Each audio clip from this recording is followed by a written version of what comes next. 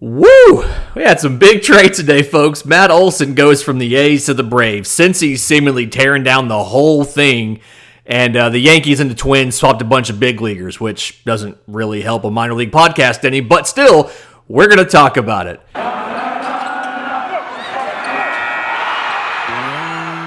You are Locked On MLB Prospects, part of the Locked On Podcast Network, your team every day.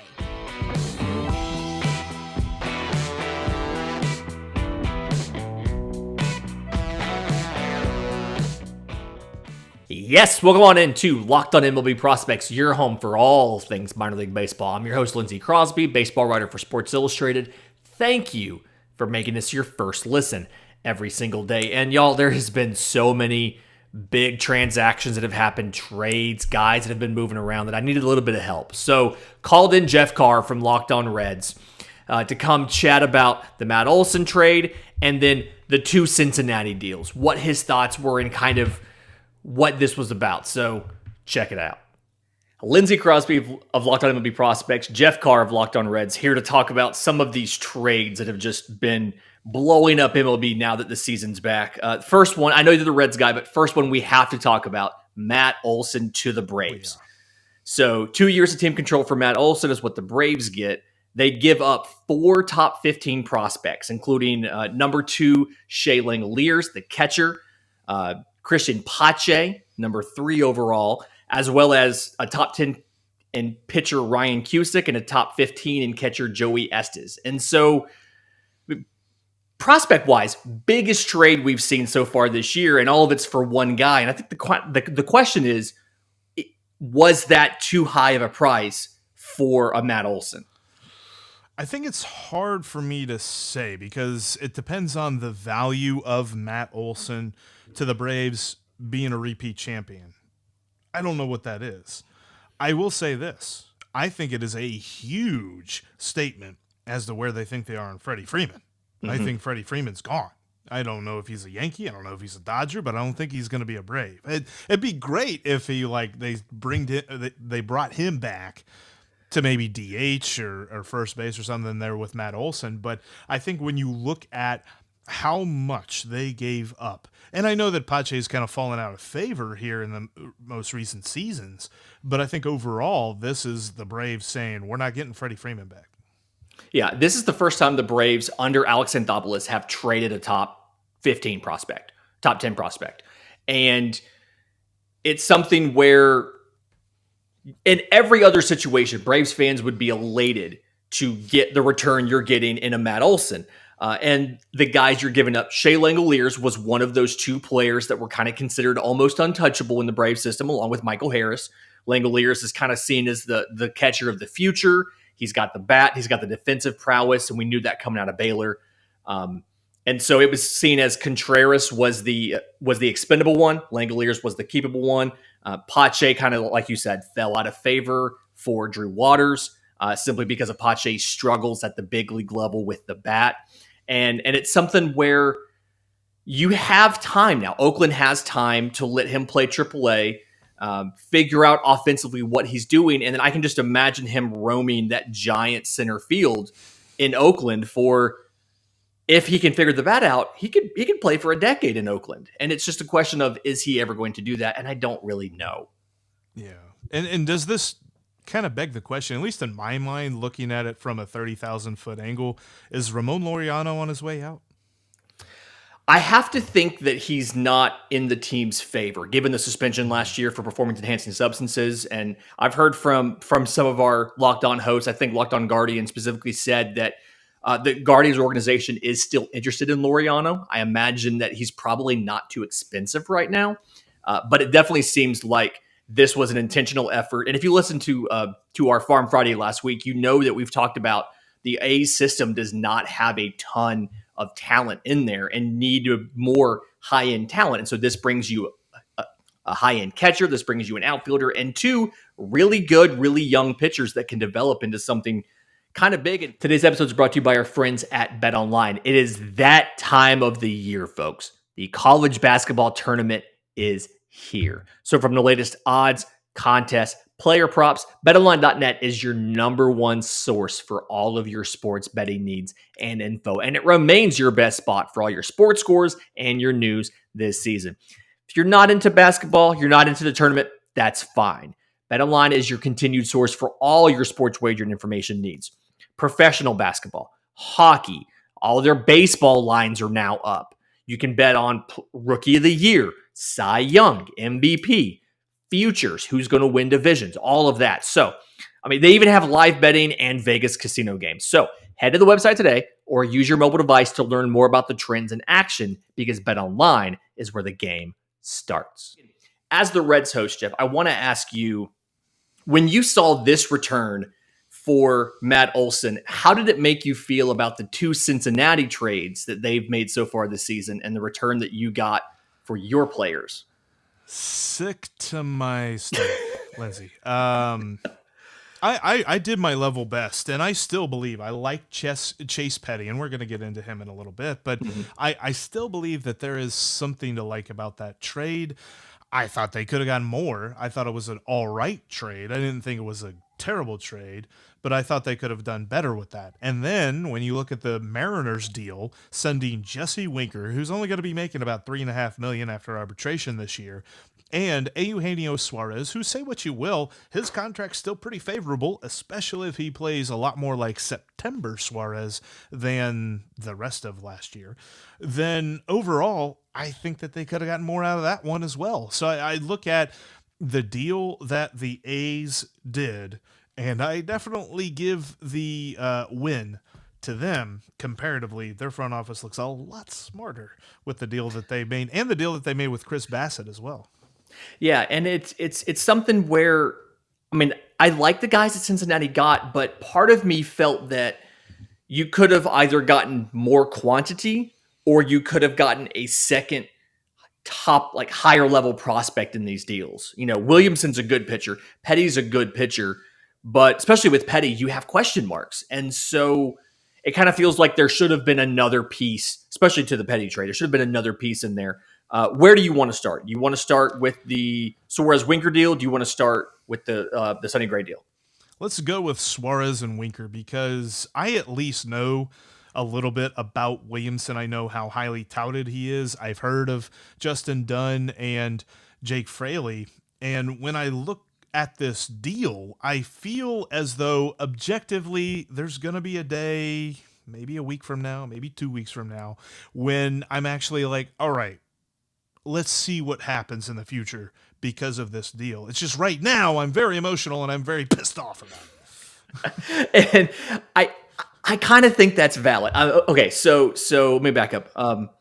I like Brandon Williamson. Okay, so Brandon Williamson right now probably slots in as your number 4 prospect in the system.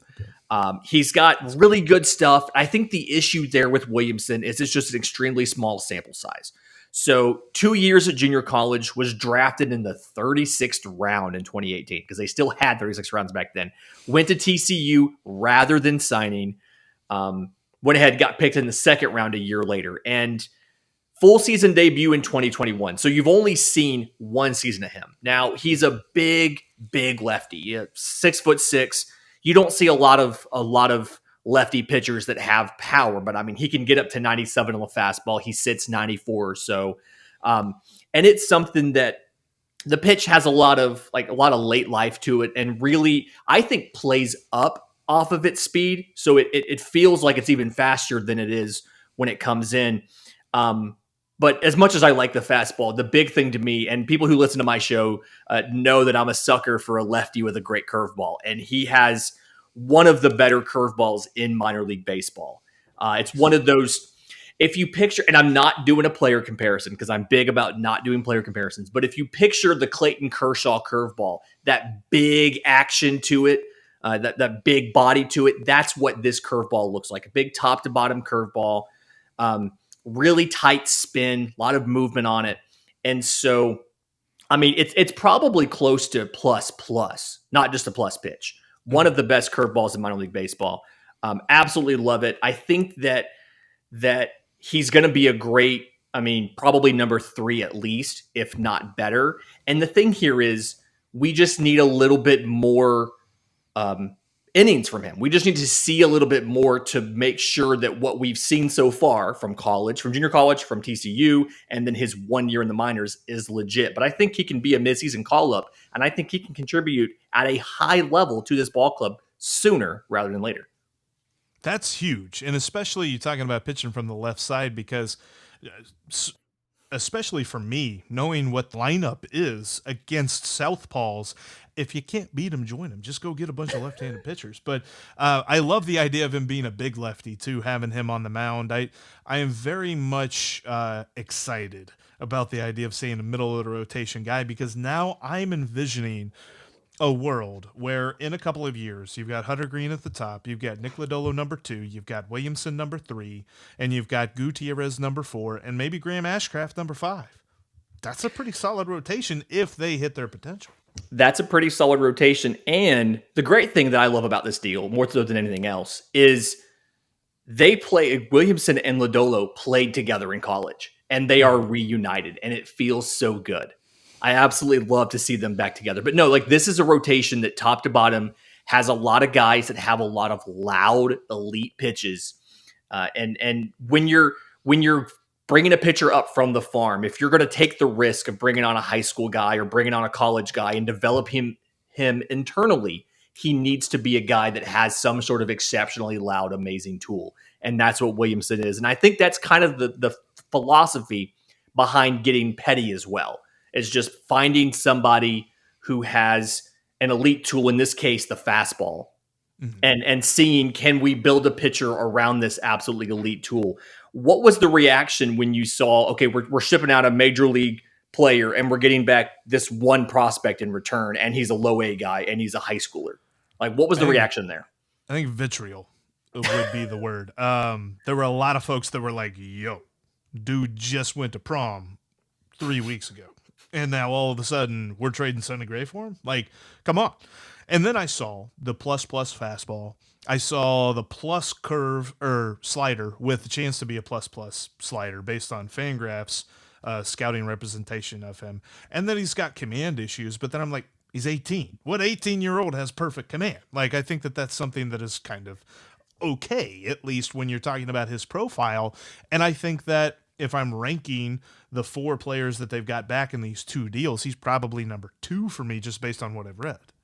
Yeah, and you're right that as a young guy, obviously a little bit more risk there. But I think the reason why I'm okay with this trade, despite it being an established big league pitcher in Sonny Gray, is the fact that a lot of what Petty's issues are when it comes to pitching and control are not so much inherent issues with his control, it's just mechanics. So are you familiar with the concept of shaping a pitch and like the shape of a pitch? Okay. So in essence, what we're talking about is when say you throw a fastball. All right, you're throwing a 4-seam fastball. What does that fastball look like to the hitter? Does it move like a fastball, like a 4-seam fastball normally does? And Petty has not only great velocity. I mean, he hit 100 in high school. It's a very small group, like one hand you can count guys who can do that. But when he maintains the proper arm slot, then the shape of the pitch and what the pitch does is unlike a lot of 4-seam fastballs. And so it makes it harder to hit. And even if he didn't have the velo, it would still be a really good pitch. When you combine the shape with the velo, that's what makes it a plus pitch. Same thing with the slider. The slider has really sharp bite at the very end of the slider when he maintains the proper arm slot. And when he loses that arm slot and he drops down a bit to kind of a 3/4 arm slot, that's when the slider starts taking that lazy sweep across the plate and getting crushed. And so his issues aren't I can't control the pitch. His issues are I just have to maintain that proper slot at all times. And so I feel like it's an issue that can be corrected. It can be worked on.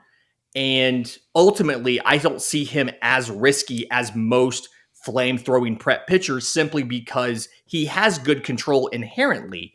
It's just a mechanical issue, and you can fix a mechanical issue. It'll take some time. It's going to look ugly while it does, and we saw some of that last year. He pitched in 2 games, had a 5.40 ERA because they had him working on stuff, but he still struck out He still struck out 6 guys in 5 total innings. I mean, the stuff is there. He just mechanically has to make it sound.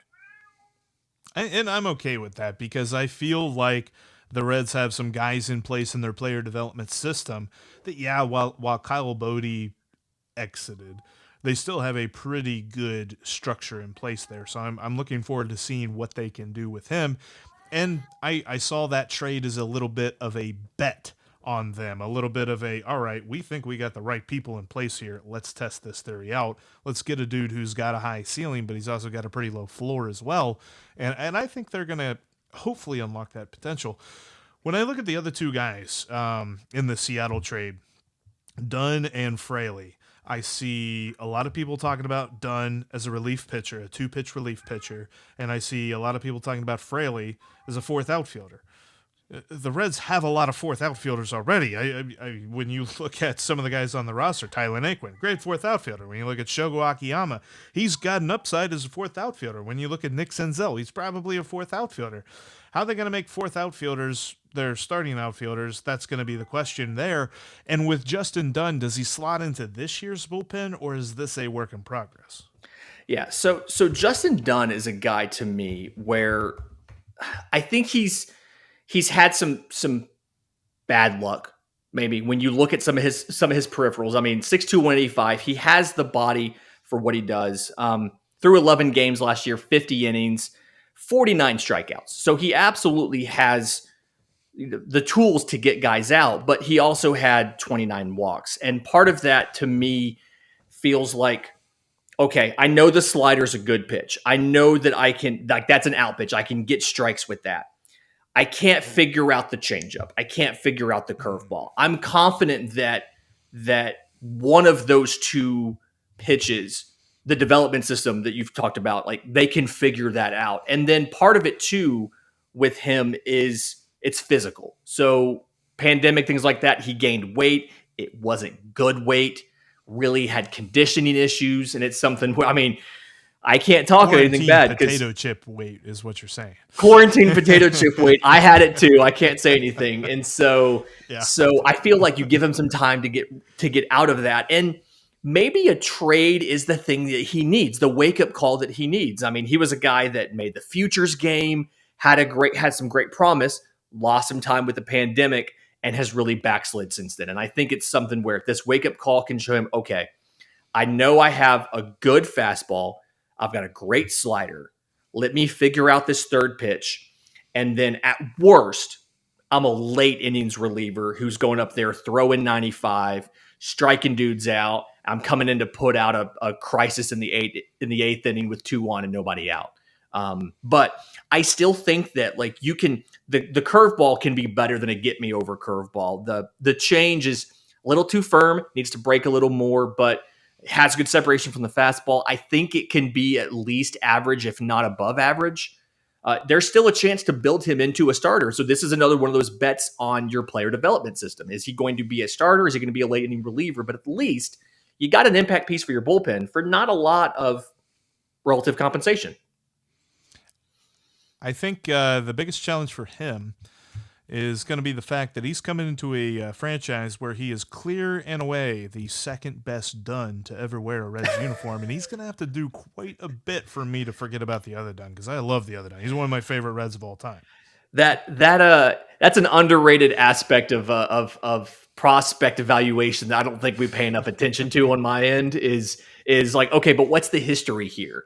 Like, yes, Matt Olsen's coming into play first base, and he's a great first baseman, but he's going to get compared to Freddie Freeman. So maybe, okay, you're like, Austin Riley's a great third baseman for the Braves, but he's compared to Chipper Jones. So it's not fair to him.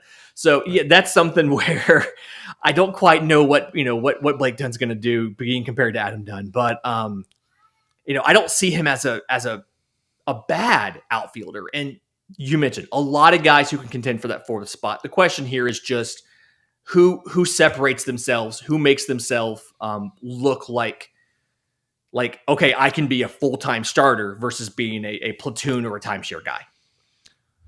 And kind of leading into the question that I had about Jake Fraley is that there are a lot of folks on Reds Twitter who have seen the exit velocities, and the name that is being compared to his lack of exit velocity is Jose Peraza. And when it comes to former Reds, Jose Peraza's not really held in the highest esteem. Don't get me wrong, he did some nice things. He was okay. But when you say the name Jose Peraza, you don't necessarily get filled with good feelings. When it comes to Jake Fraley, is that going to get any better? So in the minors, he showed a little bit of like over the fence power, but like right now, he needs to either get better in center field, and that's a route reaction thing, right? His speed is starting to drop a little bit. He needs to have better reaction time, better routes to the ball, or he needs to hit better. I don't know. I haven't seen enough of him this year to know which one he's going to do, but I feel like he absolutely still has the potential to do one of those. And I feel better about the power than I do about the defense, simply because we saw him in the minor leagues hit some home runs. But yeah, you're right. His average exit velo, my notes, is about 83.1. So not great. Plus runner when he first came up. Now he's about above average. His arm isn't that great, so you're looking at kind of constrained to left field, but he doesn't have the power you would want from a left fielder. So he's a guy that needs to give you something. He needs to give you more defense. He needs to give you more offense for you to be comfortable having him as an everyday guy. But again, maybe a change of scenery does him good. Maybe he's one of those guys that needs that shock of moving to a new organization.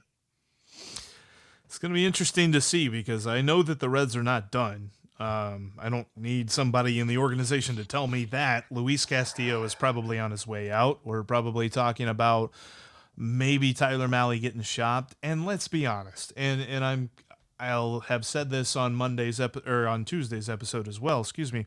If I were Joey Votto, I'd be waiving my no trade clause. I'm not Joey Votto, but that's what I would do. Yeah, it's the thing that blows my mind is right now in 2022, the sixth highest paid player on the 2022 Cincinnati Reds is Ken Griffey Jr.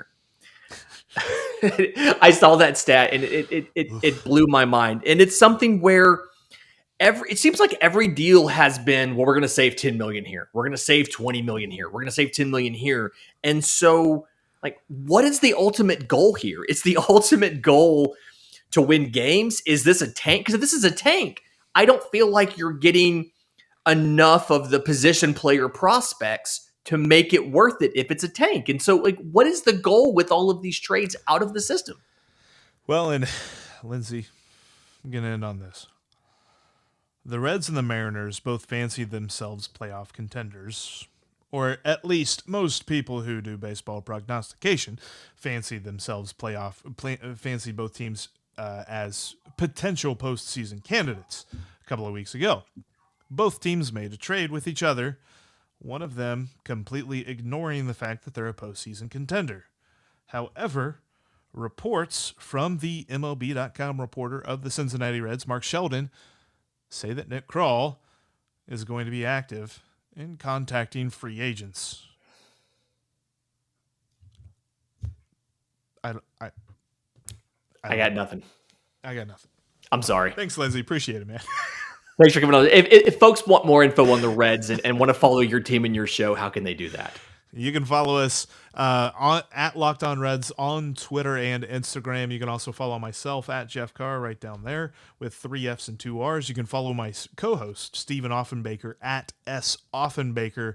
And we are everywhere podcasts are sold, including YouTube. Right here. And for Locked On Reds listeners, I am at Crosby Baseball. My show is on Twitter at Locked On Farm. And if you have questions about Reds prospects, because I feel like that's going to kind of be your thing this year, send those to lockedonmlbprospects@gmail.com. We do mailbags at least every other Monday. You can check them out on YouTube. They're tons of fun. Jeff, thanks for hopping on. Thanks for bringing on the existential ennui to a short segment on some trades. And I'm sure we'll be talking to you plenty this season. Appreciate you, Lindsay, and thanks for joining us. Big thanks to Jeff Carr for coming on and just kind of getting out some of those feelings about the Reds. And in just a minute, I I did not forget about you, college baseball fans. The Reaper has come for the University of Texas. We're going to talk about it. But first, today's episode is brought to you by our friends at Built Bar. So Built Bars are the protein bars that are covered 100% real chocolate. These things taste like candy bars. They are better than candy bars, okay? Most Built Bars, 130 calories, 4 grams of sugar, 4 net carbs, 17 grams of protein. They keep you full. You don't snack on food all throughout the day because you've got that protein to keep you satiated and keep you happy. So if you are tired of just like, you know that spring break's coming up soon, swimsuit season's coming up, and you don't like where you are, what you look like, listen, Built Bars are the thing you need to do. Replace all your candy bars, replace all your snacks with Built Bars. You can go to Built.com, check out all the flavors they have. Mint brownie, coconut almond, white chocolate cookies and cream. There's a shamrock one for this week. Peanut butter brownie is my favorite. Cherry barcia is what my wife eats. Like, tons of options. While you're at Built.com, use promo code LOCKED15 for 15% off your order. That's promo code LOCKED15 at Built.com. College Baseball Tuesday. I did not forget about you, college baseball fans. Listen, the Reaper has come for Texas baseball. Okay, number one, Texas. We talked about them with our friend Josh Neighbors, the Locked On Big 12, like the favorites to win everything this year. Number one, split a midweek series with Texas State. It happens. You're not going to win every single game. And then Tanner Witt, their stud sophomore pitcher, announced he's got to have TJ. Okay, it happens.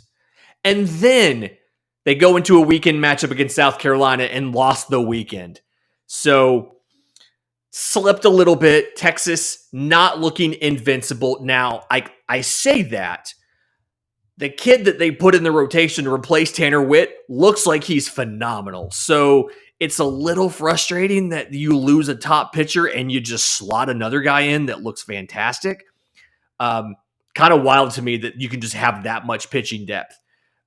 Lucas Gordon, he's a lefty, just looked great, but like everything just hits Texas at once. So they've dropped down a little bit. It's a veteran team. They can overcome this adversity. The big thing here is going to be how they respond. Last year, they started 0-3. They went to the State Farm Showdown in Texas, lost all 3 games, ended up in the College World Series. So midweek, they've got College of Charleston, they've got the Citadel, and then they go to take on Incarnate Word. They don't start Big 12 play till next week. So I feel like they have time to snap out of it. But some of the rating services have replaced them with Notre Dame. Notre Dame's 11-1. They have not lost a game since opening weekend, which is wild. And the big thing there is they've played nothing but away games. Notre Dame has not played a home game all year because, Indiana is cold right now. So their first home game is today against Valparaiso. But they've had great pitching. They've had great defense. The team ERA is 171. Okay. All 3 of their starters. So John Bertrand, 4-0, 1.8 ERA. Austin Temple, 2-0, 171 ERA. Aiden Tyrell, 3-0, 180 ERA. The defense has come to play.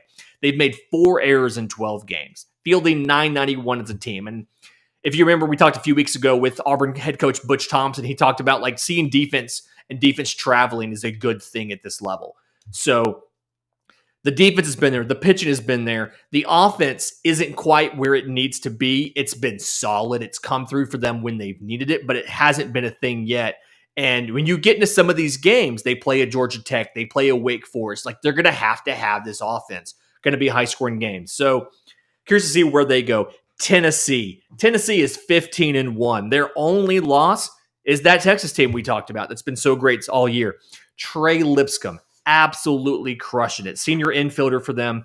Batting .414, his slash line. .414, .479, .897. It's ridiculous. 6 home runs, 28 RBIs on the season. Just absolutely mauling baseballs. This pitching staff is pitching well. You'll love to see them. And then USC, kind of surprising out of the Pac-12. We had Stanford and UCLA as the top teams out there. They're 11-3 though. USC's 11-3. They just beat UCLA. And the big thing about that game, why I put more stock into that series than I normally would, is the fact that a lot of their runs came against UCLA starting pitching. And I've talked on this podcast before about UCLA having one of the best rotations in the Pac-12. So USC looking absolutely great. And then when you look at the top 25 now, you've got Ole Miss. Some publications have them at number 1. Some publications have Notre Dame at number 1. But Tennessee has risen 4 spots to number 7. Georgia Tech has risen from 13 to 10. Virginia went from not ranked to in the top 20. And then conversely, Oklahoma State fallen from 6th to 11th. They've had a tough go of it.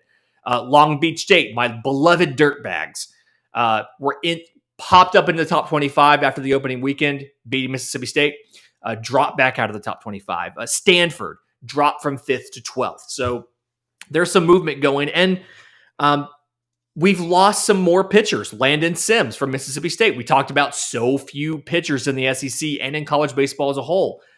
Landon Sims, torn UCL, having Tommy John surgery. Carson Wisenhunt from East Carolina, suspended for the year for a positive drug test. Now, he put out a statement. He said that the supplement he purchased, he got it at a, quote, nationwide nutrition store, but it still gave him a positive test. So he is out for the year. The assumption is that he's going to go pro versus going back to college for another year, but he technically has the option. So we'll see what happens. And in the meantime, if you're looking at college baseball games to watch this weekend, if you don't have access to your minor league team's spring training games, you want to see some of these guys coming up. Quite a bit of conference matchups to watch this weekend. The SEC starts conference play. Mississippi State, the defending national champions, at number 18 UGA. This is the Bulldog Bowl. It's the Bulldogs versus the Bulldogs. South Carolina at number 9 Tennessee. I'm excited to watch that game. South Carolina, again, fresh off of that of winning the series against Texas versus a Tennessee team that only lost 1 game to Texas. So Kentucky at number 7 Arkansas. Going to be a good matchup. When you go over to the ACC, you've got Notre Dame, who some publications have at number 1. I've kind of got them around 5 or so, but Notre Dame at Louisville. Ton of offense on that Louisville team. We're going to see what happens. NC State would have made the College World Series final last year if they didn't have to forfeit for COVID. At number 9 Florida State. Florida State's got one of the best pitching rotations, not only in the ACC, but in all of college baseball. And those guys are, I think 2 of those guys are draft eligible. So pay attention to Florida State. Great pitching matchup there. Duke at number 19 North Carolina. And if you love offense, Wake Forest at number 14 Georgia Tech. Georgia Tech carried by catcher Kevin Parada. Absolutely crushing baseballs. Tied for 6th in college baseball with 7 home runs on the season.